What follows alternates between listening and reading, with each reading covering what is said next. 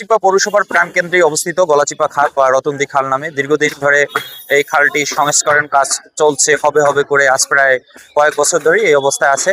এক সময় এই খাল থেকেই নৌকা এবং জাহাজ চলাচল করত। এটি ছিল মানুষের, এই উপজেলার মানুষের চলাচলের একটি মাধ্যম।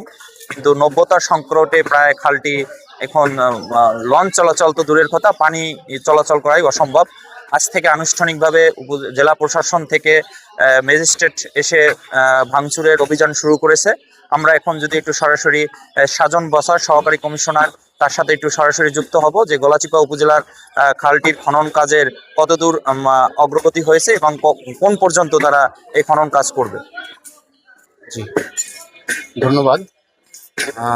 মান্যবর জেলা প্রশাসক পটুয়াখালী স্যার এবং উপজেলা নির্বাহী অফিসার গলাচিপা স্যারের নির্দেশনায় এবং সঙ্গীত ফোর্সের সহযোগিতায় আমরা আজকে এই গলাচিপা উপজেলার অন্তর্গত থানাঘাট স্লুইচ এবং রতনদী খাল এই এই এলাকার দুই পাশে যে অবৈধ স্থাপনাগুলা গড়ে উঠেছে এতদিন ধরে, আমরা সেগুলার উচ্ছেদ কার্যক্রম শুরু করেছি আজকে থেকে।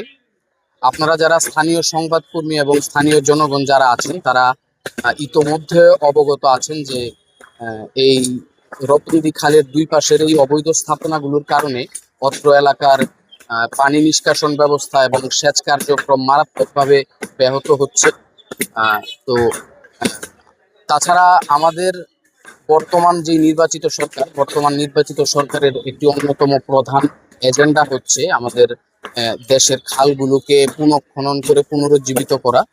তো বর্তমান সরকারের সেই এজেন্ডাকে এক্সপিডাইট করার জন্য এবং আমাদের মান্যবর জেলা প্রশাসক এবং জেলা ম্যাজিস্ট্রেট স্যারের নির্দেশনা অনুযায়ী আমরা আজকে থেকে এই অবৈধ স্থাপনা উচ্ছেদ শুরু করেছি এবং আমাদের এই অবৈধ স্থাপনা উচ্ছেদ কার্যক্রম নিয়মিত চলমান থাকবে। জি, আসলে আমাদের এই যে উপজেলার যারা দুই খালে বসবাসকারী তাদের একটি অভিযোগ আছে যে দীর্ঘদিন এর আগেও 2-3 বার উচ্ছেদ করা হয়েছে কিন্তু কোনো কাজ করা হয়নি। তাদের অভিযোগটা এরকম যে উচ্ছেদ করে যদি যেই প্ল্যান মাফিক আছে এই প্ল্যান মাফিক কাজ করলে তাদেরই নাই, কিন্তু বারে বারে উচ্ছেদ করে কিন্তু কোনো কাজ হয় না। আসলে এবার উচ্ছেদ হলে কি সম্পূর্ণ কাজটা সম্পূর্ণ হবে না আবার মাঝপথে থেমে যাবে?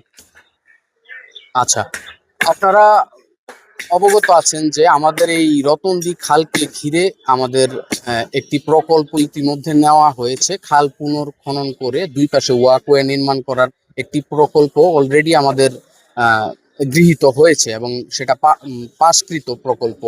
তো আমরা উচ্ছেদ করার সাথে সাথেই আমাদের সেই প্রকল্পের কাজ শুরু হয়ে যাবে এবং এটা স্থায়ীভাবে আমরা সেই খাল পুনঃখনন করে চারপাশে ওয়াকওয়ে নির্মাণ করে দিব। তো আপনি যেই বিষয়টি বললেন যে বারবার তাদেরকে উচ্ছেদ করার প্রয়োজন হয়, আমাদের প্রকল্পের কাজ ইনশাল্লাহ খুব শীঘ্রই শুরু হয়ে যাবে উচ্ছেদ কার্যক্রম শেষ হওয়ার সাথে সাথেই।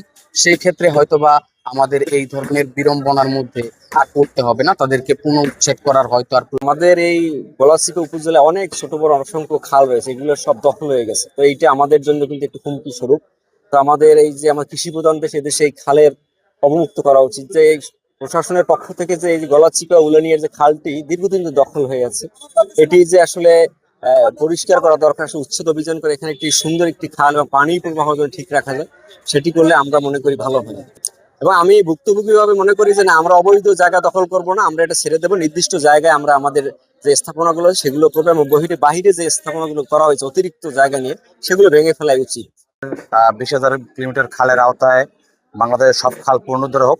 সেক্ষেত্রে আমাদের এই গলাচিপা পৌরসভার মধ্যে যে খালটি রয়েছে এই খালটি দীর্ঘদিন পর্যন্ত উচ্ছেদ অভিযান চলতেছে। এই পর্যন্ত 3 বার উচ্ছেদ অভিযান হয়েছে, এইবার নিয়ে 4 বার।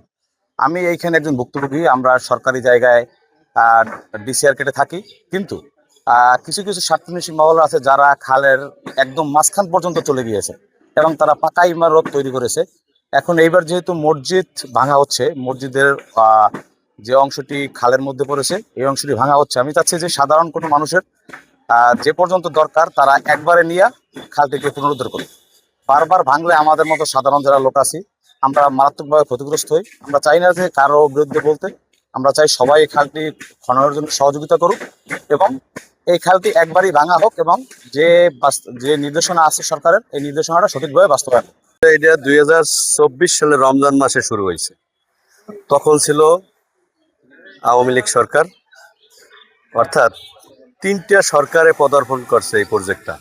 অবশ্য সরকারের মেয়াদ 6 মাস 1 বছর গেছে,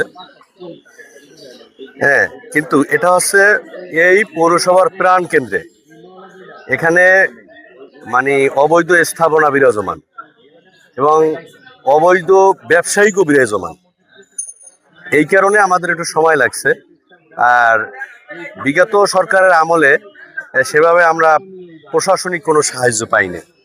শুধুমাত্র এই 5 তারিখের পরে এবং বর্তমানে একটু প্রশাসনের সহযোগিতা দেরিতে হলেও পাইছি। এ কারণে আমার সুলিজের মূল স্ট্রাকচার কাজ সমাপ্তির পথে। এখন শুধু আমার অকয়ে খাল খনন, তাও 40% খাল খনন হয়েছে। এদিকে যদি স্থানীয় জনসাধারণ এবং মিডিয়েটর বৃন্দ এবং প্রশাসন যদি আমাকে সহযোগিতা করে, মার্চ এপ্রিলের মধ্যে এই প্রজেক্ট সমাপ্তি করা কোনো ব্যাপার না। আপনি তো যে কয়টা প্রজেক্টে আমার মেয়াদ এখনো 30শে জুন 2026। আমার গভর্নমেন্ট যে সময় দিয়েছে 30শে জুন 2026, সে সময় এখনো আসে নাই। মানে আপনার দৃষ্টিকোণ থেকে হয়তো দেরি করি। আপনি দেখছেন এই যে এই প্রজেক্টটা বাস্তবায়ন করা কত ছোটা, এই পর্যন্ত তো এটাও তো এখানের মানুষের সহযোগিতা ছাড়া আসতে পারতাম না।